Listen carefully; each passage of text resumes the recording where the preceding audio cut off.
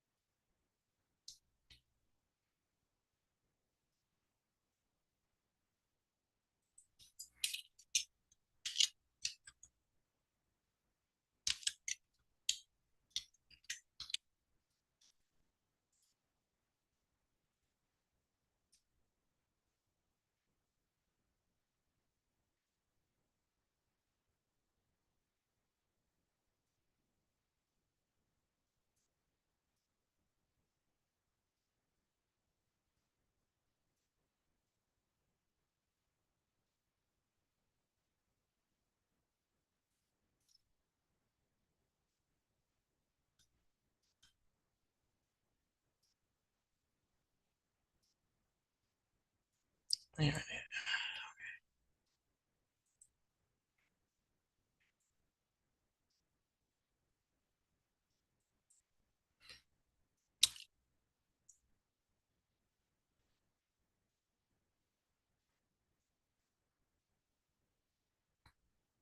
All right, in case you just joined, good morning.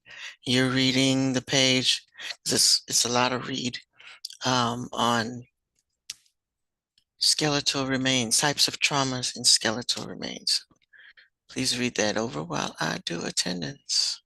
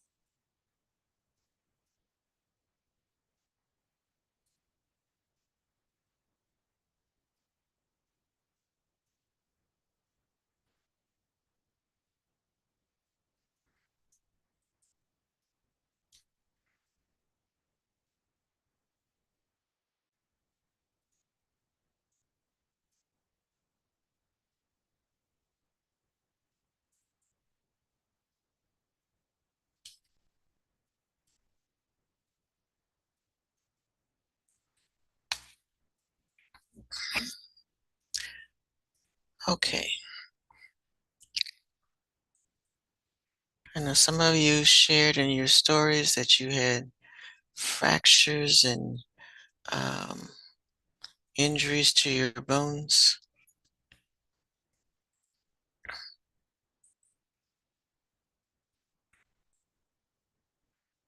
So again, while we're looking at this page, we want to make sure that we are looking at all the vocabulary.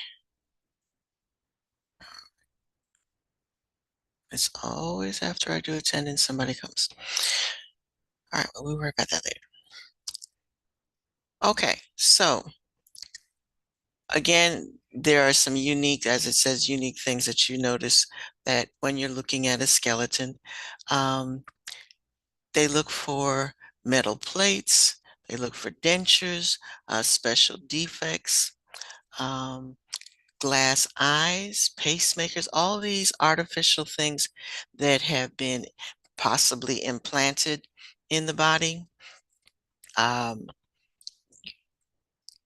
Especially with dental work, you can go to the dentist and get, since you have x-rays, you can, if you know how many cavities they've had, how many fillings, if they've had crowns, all those types of things would be on record at the dentist and could be help to identify the victim. Um, if they've had any type of breakage that healed, um, they would be able to identify that as well. And then you need to be aware of the types of breaks in the bones. So you have here compressions, which is caused by a force that pushes down on the bones. So that's going to look a little different. Then you see that one where they can tell when the bones are squishing together. Uh, Shearing, when, oops, sorry. When a bending force type is applied to the bone, it was shear. All right. Shearing, and we talk about this in earth science as well. It's not a clean break, and it's more like plates that slide past one another. So that would be shearing. So that's this one. Oops. I wish I could do a pen to circle that. But look over at the pictures on the right so that you see how shearing, and look at the arrows. The arrows tell you uh, a lot about which way the bone is moving when it breaks. All right, then you have bending. And bending is probably what you're most familiar with. All right, so the bone breaks at right angles. Okay, then you have torsion, okay, caused by a twisting force on the bone.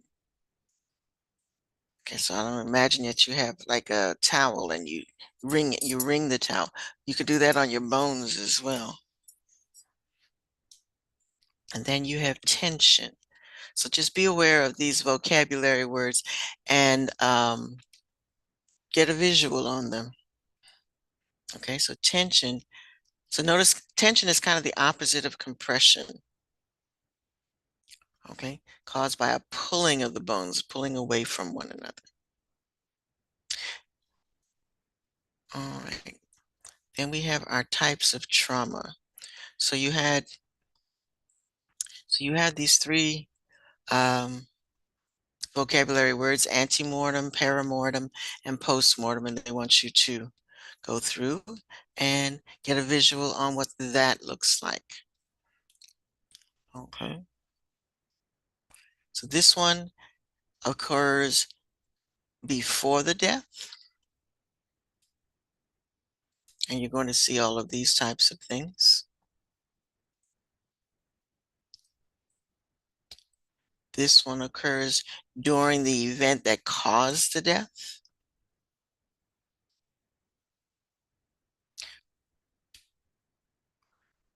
And I was trying to get you all a video that had these, but they got too much other stuff going on. And postmortem. Oh, look at the cute little dog. All right.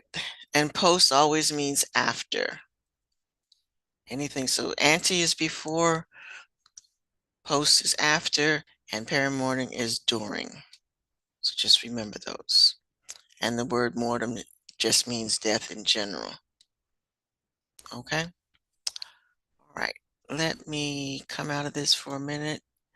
Put my check. So this is technically the last unit. So I wanted to do a summary video on forensic anthropology.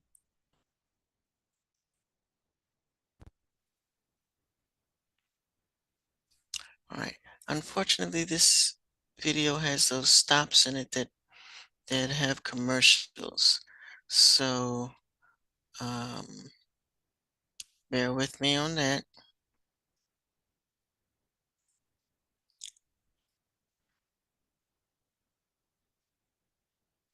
All right, so jot down some notes. So this one is like I said, a review. We're coming to the end of and this one also goes along the lines of the activity you just did with If My Bones Could Talk. So he's going to go through and uh, give you all the pointers on what you should be looking for in the skeletal remains. Hi everyone, this lesson's introduction into forensic anthropology for forensic science. Let's start by looking at case 590013. The Reynolds purchased an old home, demolished it, and started building their dream home on this property. When construction crews started digging, however, they discovered skeletal remains and rightfully called the police. Analysis of the skeleton revealed a couple key pieces of information.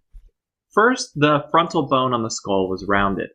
The subpubic angle of the pelvis was at about 95 degrees. Cap bones on the humerus and femur were fused. The humerus and the femur caps, however, were not fused to the bone shaft. The humerus was measured at about 30 centimeters long. The nasal spine on the skull was somewhat prominent. From these details, could you determine from the skeleton the age of this individual, the sex, the ethnicity, its height? My hope is by All right, so again, a descriptive, if you're describing, looking for all of those things, which is what you had to do in your activity, you want to be able to describe what does the skull look like? What does the pubic bone look like? So you have all this information about what, if you were looking for these things, what are some of the differences between males and females? So that was supposed to be included in your activity that you submitted, hopefully by today. All right, so they've measured the humerus, they've looked at the nasal passage, and the skull cap and and the caps of the bones. There's indicators there. the end of this lesson you can.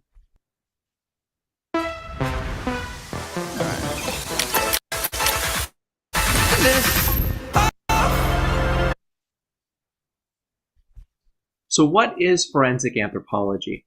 It is the use of skeletal anatomy to identify remains. If we find bones, whether it's an entire skeleton or just a humerus or just a pelvis, what can we learn from this information? Could we determine different aspects of who that individual could have been? Those details are called a biological profile. Okay, so write that down, a biological profile.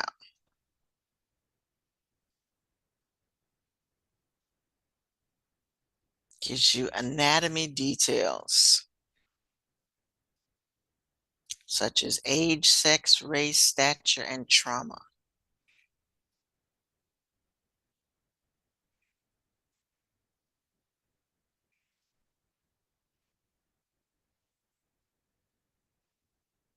All right, so hopefully you're jotting down some notes along the way. We are testing this next week, more than likely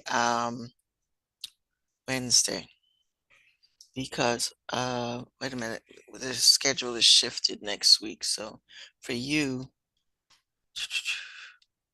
it'll be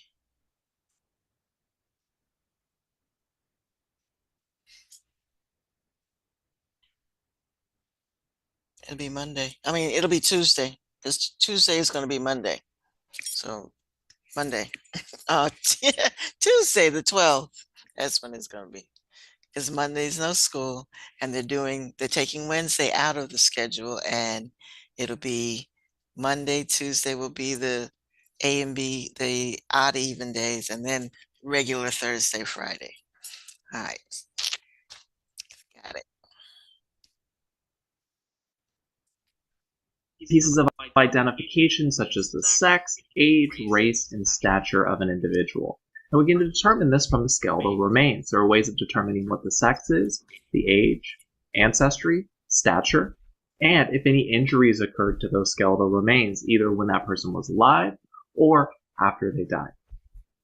In addition to getting information from skeletal remains, we can also get information towards building a biological profile from an individual's dental records, serial numbers on any medical implants they may have had installed during their lifetime, and DNA from the bone itself. All right, so make sure you add that to your list. Okay. With my biology class there, I might just share that story with you all too. Their Halloween story was to find out about the remains of an individual, and all they had was a hair sample. So how do you get DNA from a hair sample? So I might give you that scenario later on when we look at DNA. But implants. So I was saying if you had dentures or something like that, they would be able to check that out. But people who have hip replacements, knee replacements, those types of things, when they put these metal structures in you, they have coating on them. They have serial numbers. And so if they find I don't know if y'all watch Murders in the Building. That's one of the things that they found. And I watch murder mysteries, so but that was one of the indicators where they identified the remains. The remains had been incinerated, and they found the bone, an artificial replaced bone, and it had a serial number on it. So they were able to take that serial number and identify the victim just by having one little bone with a serial number on it. So TV sometimes tries to stay to reality. Sometimes they try to be factual.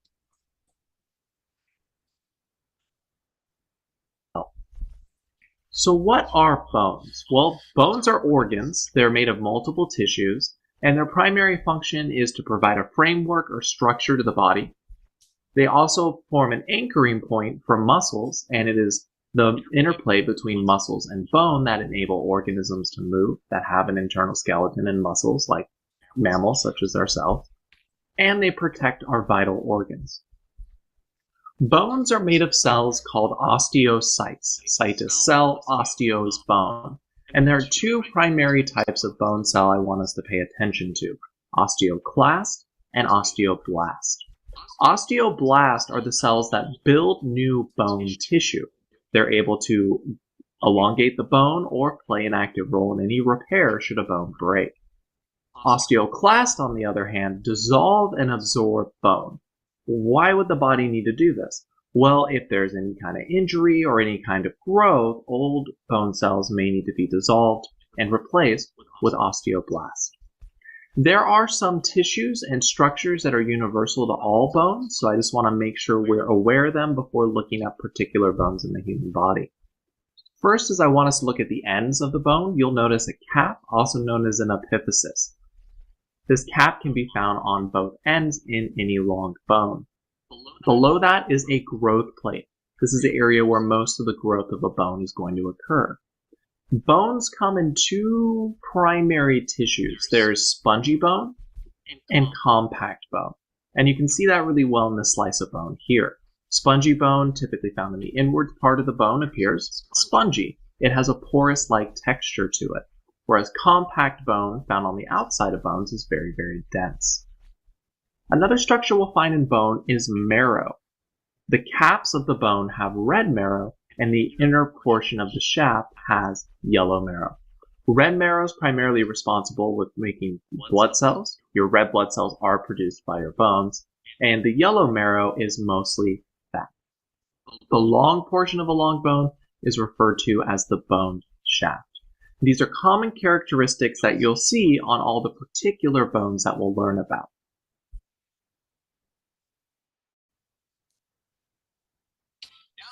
Now you can get a great deal at the Hyundai Getaway Sales Event. Make your next getaway your best. So how does a bone grow? This is significant because keep in mind that a human infant has 300 bones and on average is about 1 foot 8 inches. A human adult, on the other hand, only has 206 bones, and on average for males is 5'7", females is 5'2". Interesting. Why are we having fewer bones as we grow and develop? And how are our bones getting so much longer? Well, this comes from the process of ossification, the process of bones hardening over our lifetimes. Here in this diagram, you can see the development of bones from an infant to an adult. In the beginning stages of ossification, bone is mostly cartilage. This is why infants are very soft and you need to be delicate with them. Their bones haven't fully hardened. Slowly over time, spongy bone will begin to develop inside these cartilage-shaped bones. As we progress through adulthood, the bone caps, the epiphysis, will begin to harden. You can see that develop as we get to stage D and E. The bone shaft itself will begin to harden, and growth plates will remain cartilage. Why would the growth plates remain cartilage? Well, we have some growth to do after the bone is hardened to go from 1 foot 8 to 5'7" or 5'2". So how do we end up with fewer bones? How do we go from 300 to 206? It's this very process of ossification. As the bones begin to harden, the cartilage of different structures will fuse together to form one hardened bone. To get longer bones, to have a greater height, growth will actually occur at the growth plate of either end of the bone. That is where cells are actively growing, and those new cells that are produced will push older cells up and inward to elongate the shaft and the caps. As we age, our bone changes. Those growth plates we have that are typically open, mostly cartilage, and growing to cause us to become taller, will actually begin to close over time. Once our growth is complete, that growth plate will be reduced down to a line called the epiphyseal line. Once you get to age 30 and beyond, your bones will actually begin to lose minerals. They'll break down faster and there'll be a greater loss of calcium, the primary mineral that builds up bone tissue.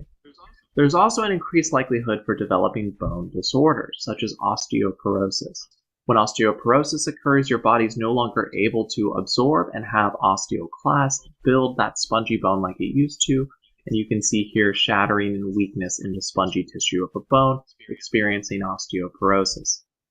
Another potential issue that can develop is osteoarthritis, which creates issues with joints being able to easily move. This causes a lot of pain and discomfort at the joints for individuals who experience it.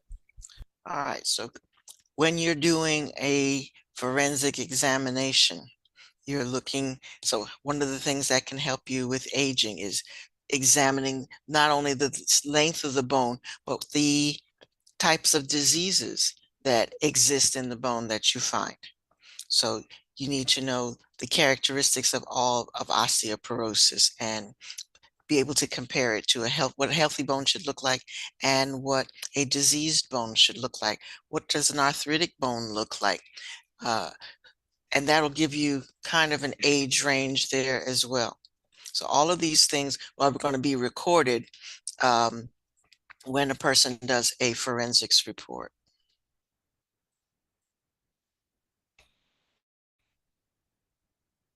You can also have what's called a bone spur. Well, bones will grow small protrusions in areas where they normally wouldn't, and scoliosis can develop where bones will become misaligned and warped, causing differences in stature. Bones play a pivotal role in movement. Notice with this animation here, you can see the movement of the hand requires something moving the bones in an orchestrated way.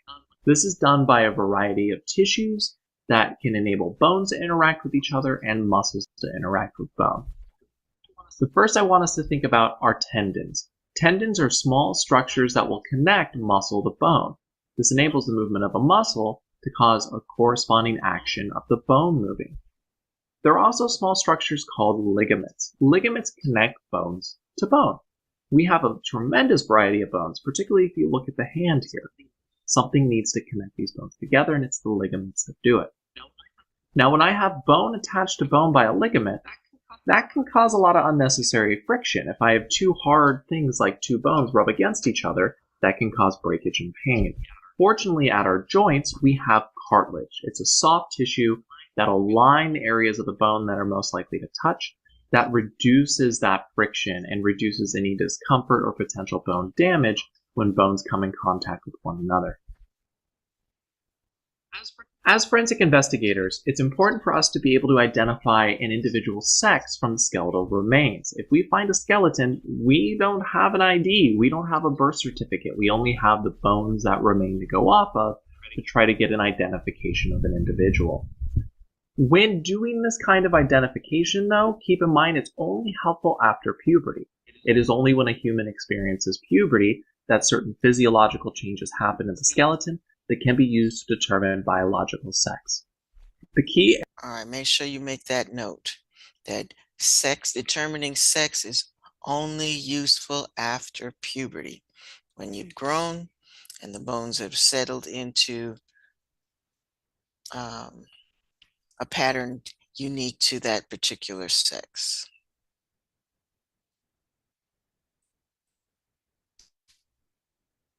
Areas we're looking at for differences between biological males and females are with the skull, the pelvis, and the robustness of the skeleton itself. Sometimes it's referred to as the hardiness of the skeleton.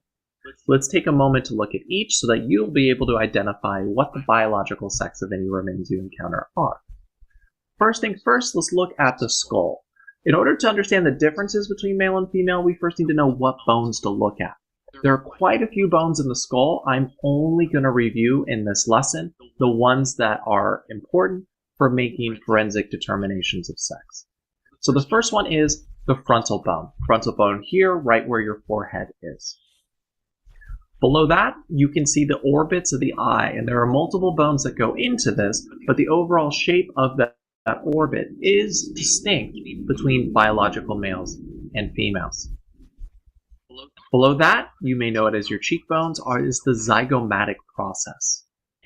And what we commonly refer to as our jaw is our mandible bone. So let's compare a male and female skull just looking at those bones that I showed you. First one I want us to look at is the shape of the eye, those orbits. Take a moment. What do you notice between the male and female orbits?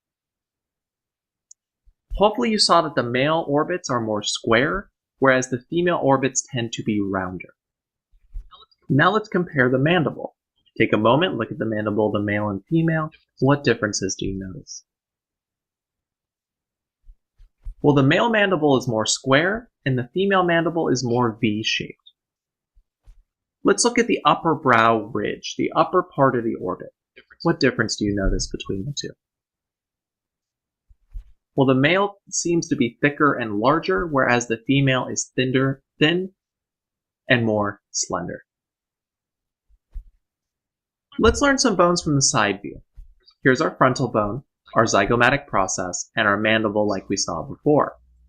Now notice the back protrusion here. The backbone of the skull is called the occipital bone, and how far out that goes from the skull is referred to as the occipital protuberance. Below that, behind the mandible, is a bone called the mastoid bone.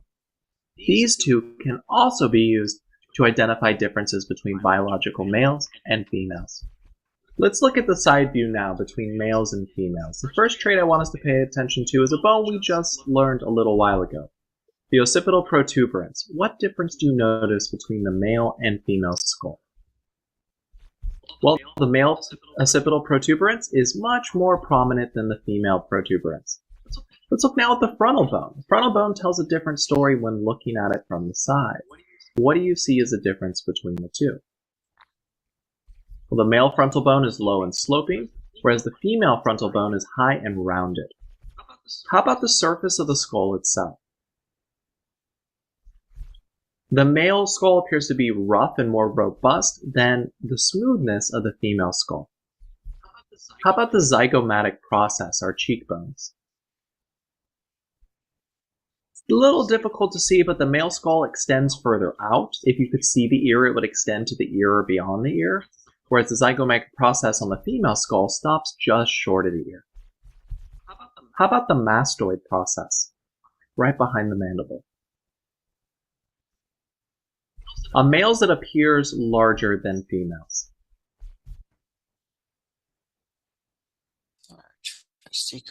With just me and my team of freelancers from Upwork, I was able to secure a 13-year contract in an international. You can also use the pelvis to identify differences between biological sexes and human remains. Just like with the skull, I'm going to point out only the bones that are significant for making forensic determinations. Start with the ilium, that is the upper portion of the pelvis. Right in the middle, you can see the sacrum. The sacrum is actually multiple bones fused together. Below that is very small. It's often called our tailbone, is the coccyx. The upper portion of the inner girdle of the pelvis is known as the pubic bone. Below that is the ischium. That's what you're sitting on right now as you watch this video. And in the middle is something called the pubic symphysis. And the pubic symphysis is mostly cartilage, and we'll see why in a moment. So some differences between males and females with the pelvis. The one that's the most prominent is what we call the subpubic angle. That angle that you can see between the pubic bone, the ischium, and the pubic symphysis in males is much more narrow. It's less than 90 degrees, whereas in females it is much wider. It's greater than 90 degrees. Another difference is the pelvic cavity itself. If you look at the pelvis from above, you can see it's much more narrow in males and almost heart-shaped, whereas in females it is much wider. Why would this be? Well, childbirth. In order to be able to healthfully birth a child, the pelvis needs to be wider. You can also see differences in the sacrum length and width between males and females. In males, the sacrum is longer and much more narrow, whereas in females, it is not as long and much wider. Another difference, but you have to look close on the skeleton, is the effects of childbirth on the pelvis. Beginning at around the 4th month of pregnancy, the pubic symphysis will actually soften in order to have some separation to make more room for giving birth. That separation and then reforming after birth can cause scarring in some women that can be seen when examining the pelvis up close. A note about this piece of evidence, though, is that scarring can occur in women who have never been pregnant, and there are oftentimes, too, where a woman will give birth and not produce any scarring at all. So it is not the most robust piece of evidence.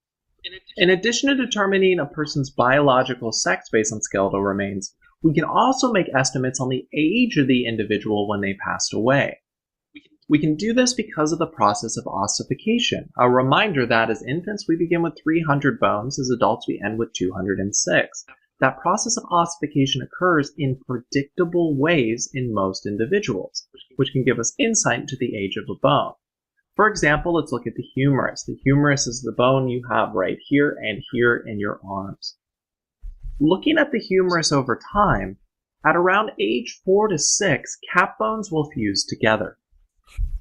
But it's not until age about 16 to 20 that that bone cap will fully fuse to the bone shaft. So if we were to find a humerus with multiple cap bones, we know that individual is probably younger than 4. If we find a humerus and the cap is completely fused to the bone shaft, we know that individual is at least 16 years old when they passed away. We can apply similar logic to the femur. The femur is the longest bone in your body. It is that first bone that makes up your leg, attaching the pelvis to your kneecap, also known as the patella.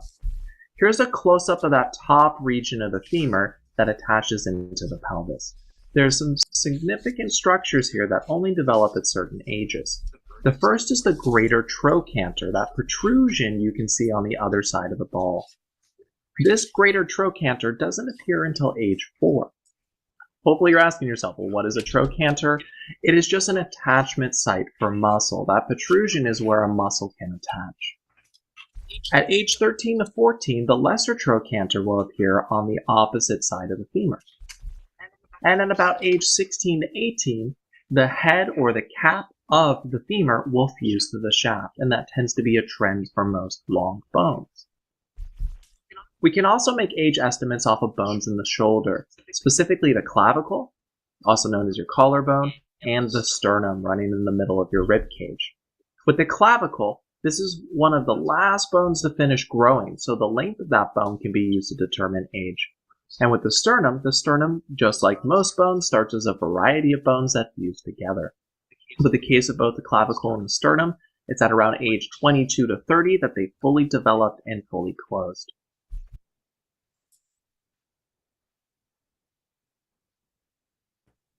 The real gift can't be wrapped with a bow. The real gift moves like this. We can also look at the pelvis for insights into the age of an individual. It's not until age 7 or 8 that the pubic bone and the ischium fully fuse together. And it's not until 20 or 25 that the ilium, ischium, and pubic bones fully ossify together. And it's around age 20 to 25 that the sacrum becomes fully united. It's multiple bones that ultimately fuse together. We can also use the skull for age estimates. When a baby is born, they have large gaps between their skull bones known as sutures. You can see here the coronal suture, lambdoidal, and the squamosal. Each of these will fully fuse together at a different age, so the skull can be very insightful on how old the skeletal remains are. For example, the sagittal suture, you can't see it at the top of the head, doesn't fully close until age 32. The coronal suture, closer to the frontal bone, is fully closed at age 50. The lambdoidal suture, right back here around the occipital bone, begins closing around age 21, accelerates around 26, but doesn't fully close until 30. And the squamosal suture, right above the mastoid bone, begins closing after 60. So the skull is very insightful at later ages, whereas long bones are more helpful at a younger age. Teeth are bones, and teeth, you hopefully know this as a human, change over time. So we can use dental remains too to make age estimates. Now there are a lot of particular age estimates that can be made for each tooth. I just want to give you some general estimates you can make. Baby teeth tend to fall out around age 5 or 6. So if you find a skull, it's missing all of its teeth, and it's not being pulled out or from decay or death of the tooth, it's probably around age 5 or 6. At age 7, first molars come in. Age 12, second molars. And if you have wisdom teeth, not all people do, at around age 17, third molars may or may not come in. So we've gone over how to determine a person's biological sex based on skeletal remains. We've also seen how you can estimate age. But you can also estimate height. For example, let's say I find a humerus that is of unknown origin. I haven't determined the sex or the age. And I know it's 36 centimeters long. How tall was this individual? Well, we actually have done a lot of good research at Body Farms and working with different skeletal remains to have a good method for estimating within a reasonable amount of error what that person's height would be. So looking here, this is data I know for both sexes, and I don't know the ethnicity of the individual. For the humerus, it tells me that I can determine the height by multiplying the length of the humerus by a factor of 4.62 and adding 19 centimeters. And this is true with an accuracy of about 4.8 plus or minus centimeters. Let's try solving this problem using this method. So I know the height is going to be multiplied by the factor of 4.62. I measured it to be 36 centimeters, and I'm going to add 19 centimeters to that total. Doing this calculation, I get a height of 185.32 centimeters plus or minus 4.89 centimeters. Since I have that plus or minus in my accuracy, I want to represent my height in a range. So this individual's height was most likely between 180.43 centimeters to 190.21 centimeters. Or to put that in English, they were between 5'9" to 6'2". Now let's say the lab has now determined that that humerus actually came from an African American female. By learning the sex and learning the ethnicity, we can get more accurate records, and I want to show you how. Here is our data table for African American females. Let's make the same calculation using this data table. So now to determine from a humerus that's 36 centimeters long, I would multiply by a factor of 3.08 and add 64.67 centimeters. Doing this calculation, I end up with a height range of 171.3 centimeters to 179.8. Much shorter and much more accurate. The more data we can get into the sex and ancestry, the more accurate our numbers will be. So for this individual, it is actually more likely that they're between 5'6" and 5'9" than 5'9" and 6'2".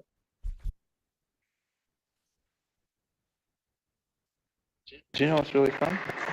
Making a website on Wix. Hey.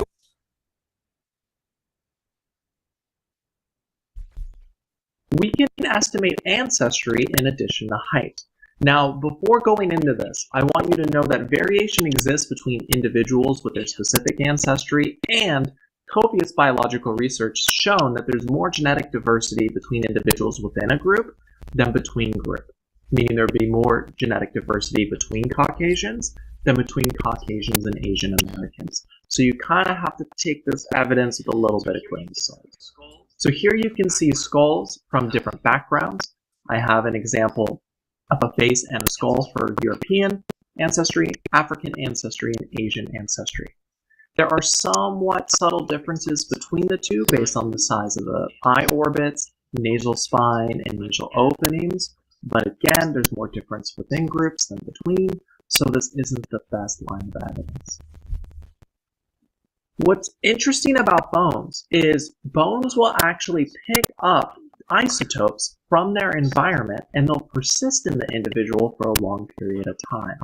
Why do we care about this as forensic investigators? Well, isotopes are found in unique regions around the world. So by measuring isotopes in individuals' bones and measuring that against the known locations of them, we can actually figure out the different foods an individual's consumed and the different biological areas they may have been in. The most common isotopes for this kind of identification are carbon-13, carbon-12, and strontium. Skeletal remains can also be very insightful in determining the kind of injury the skeleton may have experienced. If we find skeletal remains with some kind of injury to the bone, we want to be able to determine, well, did this injury occur before the death? Did it occur after? Was it done by a weapon, and if so, what kind of weapon?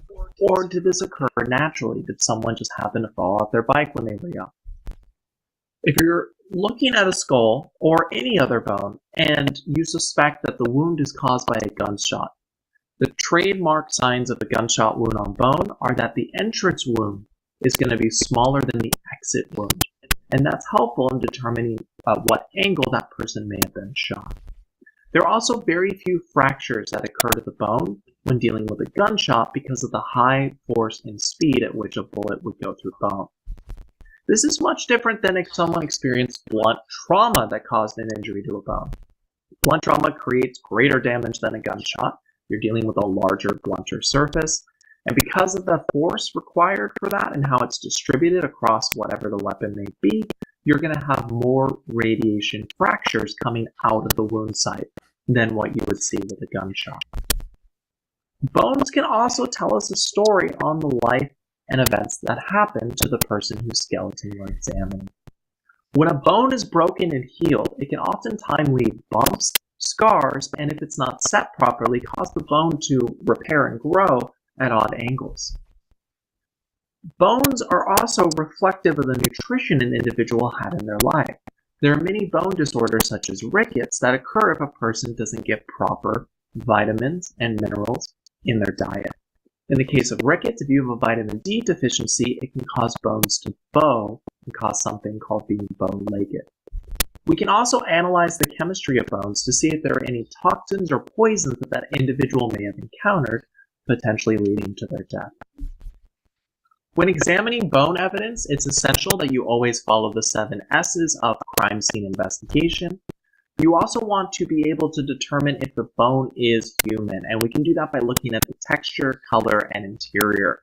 As a general rule of thumb, you can see animal bones tend to be more porous and less dense than human bones. You also want to know which bone you've discovered to be able to make a spot judgment on, is this a humerus, is this a patella, is this a tibia, is it a fibia? How long the bone's been buried, and if any marks that you find on the bone were made before or after death. Oops, I'm going to take that back. All right. I'm going to take the closed caption off so you can get that last piece. All right. The first ones, you should have that. That's kind of review from earlier. We've had the 7 S's, but if you don't have the 7 S's, you need to write that down again. All right. In determining if it's human bones, you want to look at the texture, color, and interior. So make sure you write that down. In other words, write this list down. You want to know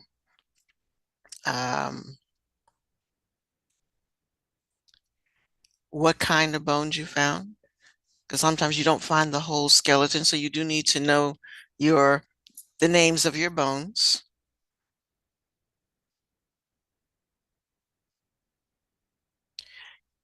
When you're retrieving the skeletal remains, you want to determine by the surrounding area how long the bone has been there. And that'll determine what kind of deterioration it's exposed to. And then were the marks on the bones made by the cause of death, or were they caused by accidents that you might have had before? All right. Some of the things that and I want you to take some of this and maybe revisit your submission. I haven't graded them yet, but look at what you did say in your revision. Are you bow-legged? It was the structure of your bones going to tell that was you? We're going to notice any, are your vitamins up to date? Are we going to notice any vitamin deficiencies when we look at your bones? So hopefully this has given some additional insight as to what we'd be looking for if we found your skeletal remains. What is it distinctly going to tell us about you? All right, so this video is going to be uploaded to the playlist, and you can watch it again. I am going to make the unit test kind of based on this, because this is kind of a summary of everything we've done in this particular unit. So you might need to watch it again. And again, we're going to have that test on Monday. Sorry, Tuesday, because Monday there's no school.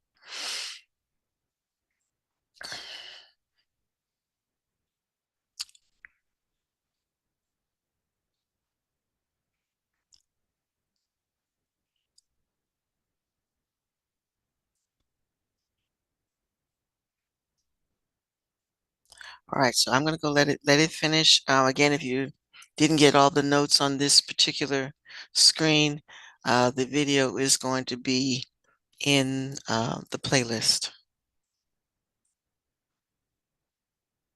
Before or after death. A new blossoming and becoming much more sophisticated field when using forensic anthropology is trying to recreate what that individual looked like based on their skeletal remains. If we find a skeleton, we don't know who that person is. It could be helpful if we're able to use processes such as the tissue depth method of using clay to recreate soft, deep tissues to get an idea of what that person probably appeared like.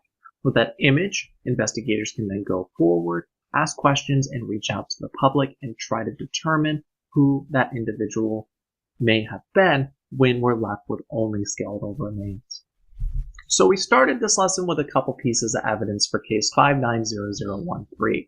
We have an unknown skeleton, but we know the frontal bone is rounded, the subpubic angle is at 95 degrees, the cap bones on the humerus and femur are fused, the humerus and femur caps are not fused to the shaft, the humerus is 30 centimeters long, and the nasal spine is somewhat prominent.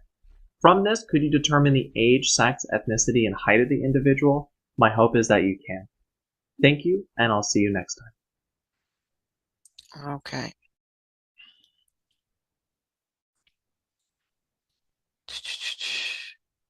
All right, so we got a few minutes left. So again, based on the information that you just heard, go back and revisit your essay. You might have submitted it already. You can submit multiple times. So if you think that you wrote a really good one and included as much as possible, leave it alone.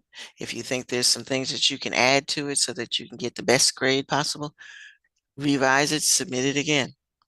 Okay. All righty. So I'll give you a few minutes to do that. All right. That was the last of that. So again, we've come to the end of our unit. So in the few minutes that's left, look at the wrap-up summary and do the matching activity. Okay?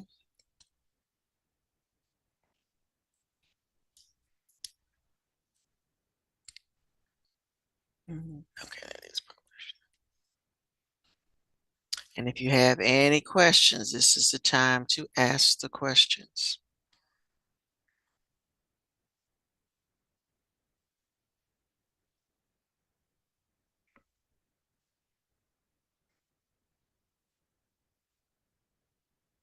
All right, so notice this last one gives you a scenario. What I might do, and I will probably do, is the situation at the end of that video. He said you can determine. So I'm going to ask you to determine. So go back and try to watch it again and write down those statistics. See if you can tell me, is this male or female? What ethnicity might this person be based on the information they gave you? What height do you think they might be?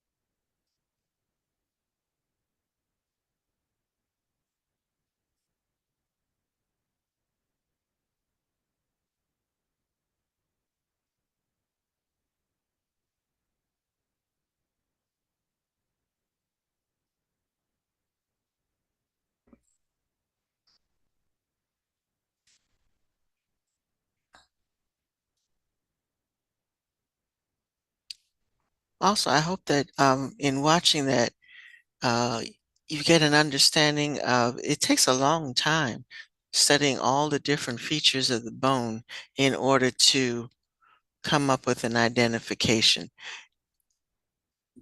Knowing where they come from, and studying, doing testing on what minerals are in the bones to tell you what part of the country this person might have been, just by what type of materials the bones have absorbed. So there's a lot of study time goes into studying all of these remains in order to determine who this person is. So this is why some cases take quite a while to solve.